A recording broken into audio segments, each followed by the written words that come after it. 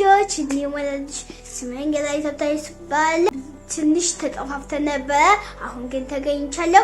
በእረፍት ሰዓት ሁሌ ሳላችኋለሁ። አሁን ትንሽ አቀርብላችሁና እናንተ ደግሞ ቤታችሁ ቁጭ ብላችሁ ማንበብ ትችላላችሁ። ሳሙኤል 17 ትንሹ ዳዊትና ትልቁ ጎልያድ። ታሪኩን ብቻ ነግራችኋለሁ። እዛ መጨረሻ ላይ ተራዳውት ነግራለሁ። ከዛ እናንተም ደግሞ ተራዳችሁልኝን በኮሜንት ላኩልኝ። አያችኋለሁ፣ ወዳችኋለሁ። አሁን ወደ ቃሉ እንመለስ። ትንሹ ዳዊት በእግዚአብሔር ታመነ፣ እግዚአብሔር ደግሞ ኃይሉን በሱ ላይ ያደርግለታል።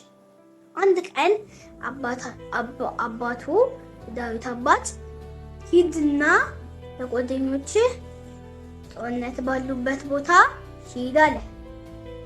ዳቦ ይዘላቸው እየሄደ እያለ ልጆች አንድ ነገር ተፈጠረ። ምን መሰላችሁ? ዳዊት ጎልያድ እኔ የምችለኝ ማነው ምናምን እያለ እየፎከረ ነበር። አያሳዝንም ልጆች? ያስጠላል አይደለ? ዳዊት ይህንን ሲሰማ ደነገጠና እኔ እችላለሁ አለ። እኔ በእግዚአብሔር ታማኝ ነኝ አለ።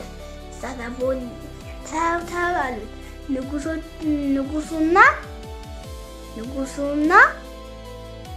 ወንድሞቹ ታው ሱዳን ኃይለኛ ነው፣ ያስወድቃል ታዋልት፣ ይገላል ታዋልት።